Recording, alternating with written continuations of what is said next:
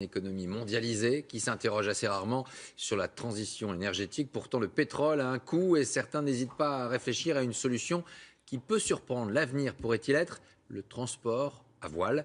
Utopique ou pas? Réponse Ambre Mdida. Eloine Martin. 50 000 navires commerciaux sur toutes les mers de la planète. Leur moteur, le pétrole bunker, un carburant chargé en soufre, un des plus sales au monde. Au milieu de cet incessant balai, un mode de transport maritime refait son apparition. Le voilier. Réelle alternative écologique ou entreprise loufoque, c'est en tout cas le pari un peu fou de Guillaume Legrand. Depuis 5 ans, il tente de remettre au goût du jour le fret à voile.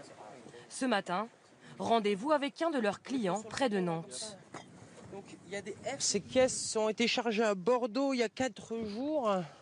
Nous sommes donc à Paimboeuf. Et donc on fait une escale en remontant la Loire. Le temps de déposer ces quelques cartons de vin et c'est reparti.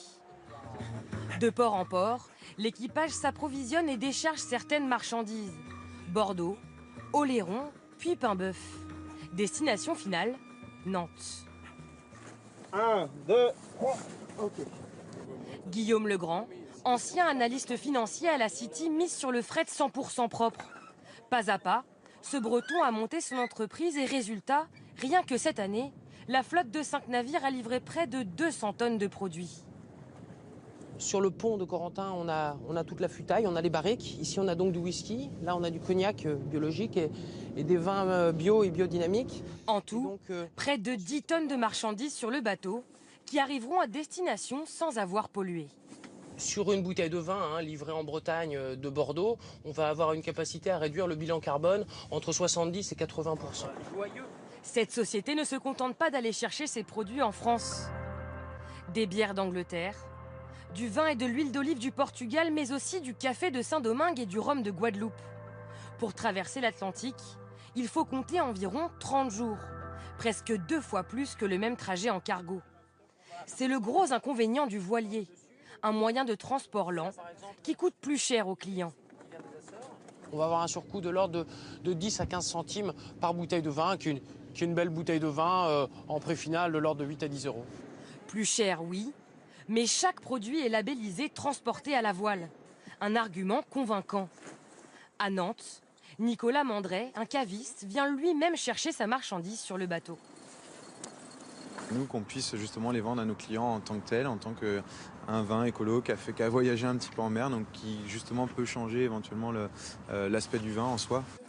9 milliards de tonnes de marchandises transitent chaque année. Les vieux gréements ne suffiront pas. La force du vent est sans limite et dans cette course à l'après-pétrole, il faut voir plus grand. C'est le cas de ce projet norvégien, un cargo écologique hybride avec le vent et le gaz naturel comme moteur. Une technologie qui permettrait de réduire de 60% la consommation en carburant et de 80% les émissions de CO2.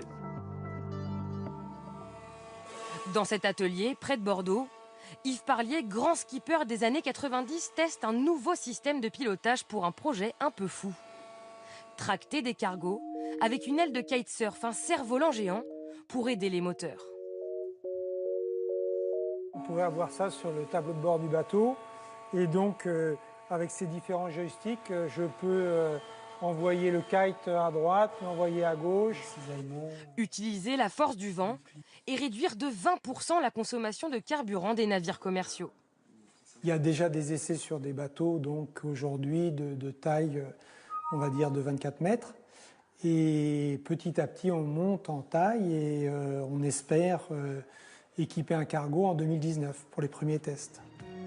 Comme Yves Parlier, ils sont nombreux à imaginer le futur du transport maritime. Mais en attendant de trouver la solution, l'Organisation maritime internationale a annoncé un durcissement des règles anti-pollution d'ici 2020. Allez, coup de projecteur maintenant sur l'un des produits stars du moment, vos